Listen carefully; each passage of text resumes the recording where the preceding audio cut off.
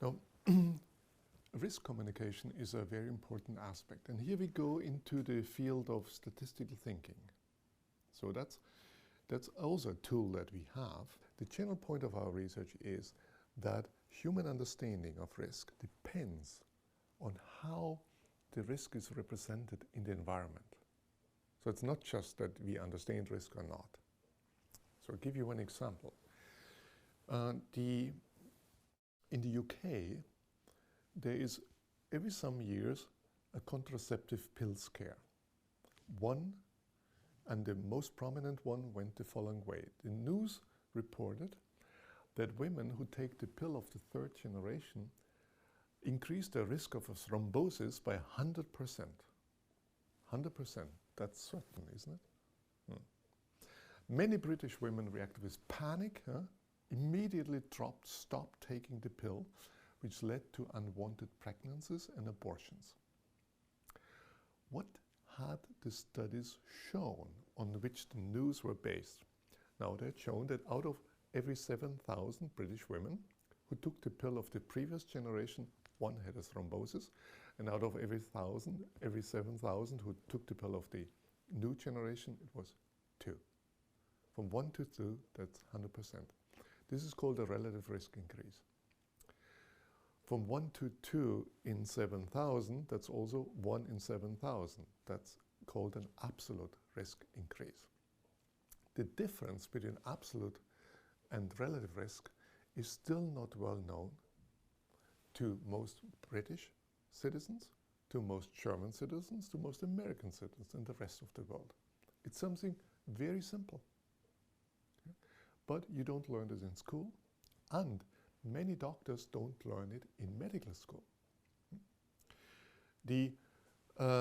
In this one incident led to the following consequences.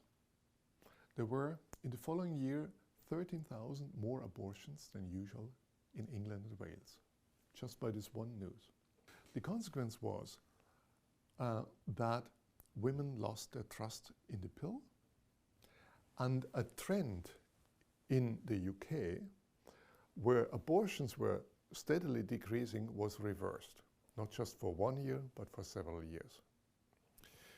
So the general point here is risk communication is something that we need in everyday life. It's not taught in school.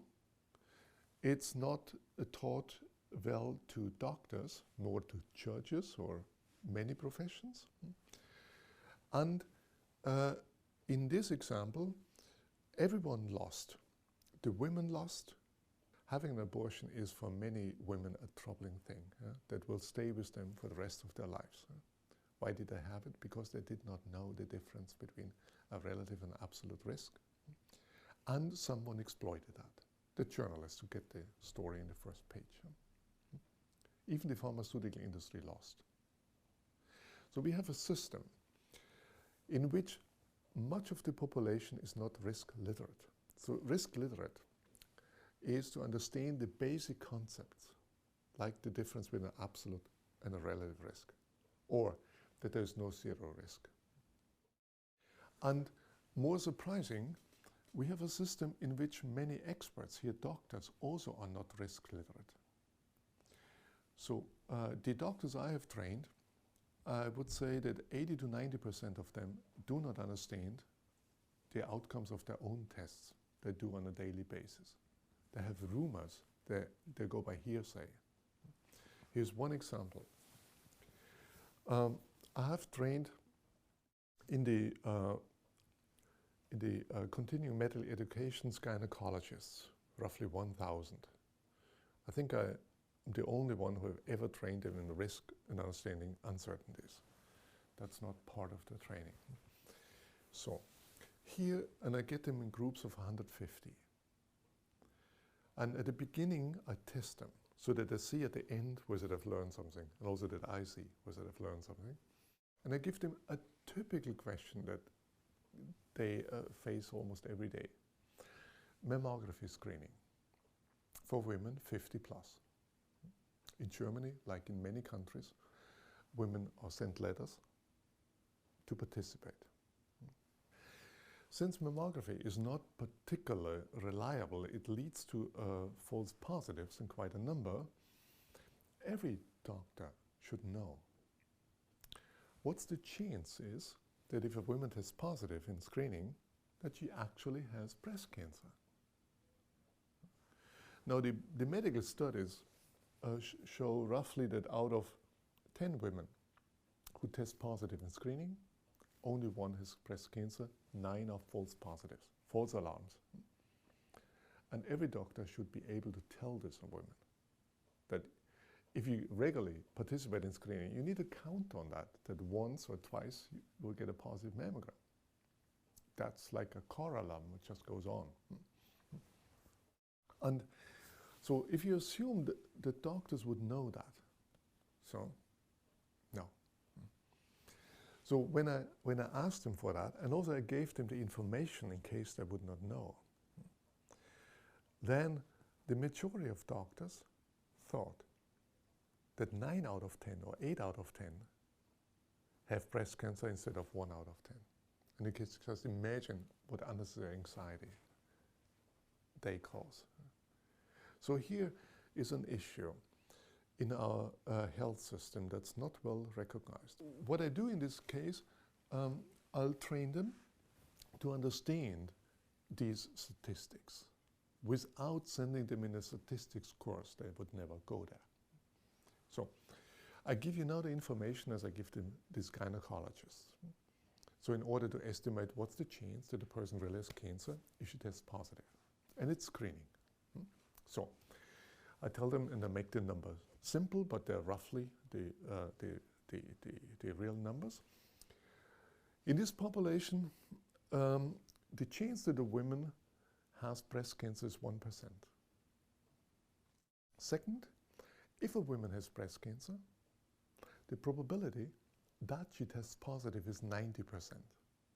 And third, if a woman does not have breast cancer, the probability that she nevertheless tests positive is 9%. So they have a base rate of 1%, a sensitivity or hit rate of 90%, and a false positive rate of 9%. Now, here's a woman who just tested positive. It's screening. You know nothing else. And she wants to know from you, doctor, tell me, do I have no breast cancer? Or what's my chance? 99%? 90? 50? Please tell me. Now, in this situation, there is 150 gynecologists in front of you. And the typical reaction is that 145 out of 150 looking down. And it tells them, don't look down. Look left and right. The others also don't know it. It's not your fault. There's a very simple way to turn your confusion into insight. It's by knowing that these numbers are conditional probabilities. The probability that she tests positive if she has cancer, for instance. Conditional probabilities confuse most people's minds. There is a remedy, a very simple one. Represent the information in a way that it's easy to understand, and that's called natural frequencies. And that's the way how humans learned in evolutionary history, but just counting. So, what I teach them is, now what you do now, you think about, say, 100 women, and then you translate these probabilities that confuse you in it. So, out of 100, we expect that 1 will have cancer, and she most likely tests positive, the 90% hit rate. And out of the 99 who do not have cancer, we expect some 9 who nevertheless test positive. So we have 10 who test positive. How many of them do actually have cancer? Now almost everyone sees 1 out of 10. That's a very simple technique that can help them. And that's technically called Bayes' rule. But if you teach them in terms of probabilities, then the physicians, most of them will just not want to hear any more of that because they think they have no mass gene. That's what many think. The art of risk communication is only now beginning to be taught. in medical schools. I work with the Charité in Berlin, and they are now changing the dissertation requirements so to include risk communication and efficient risk communication and evidence-based medicine in general.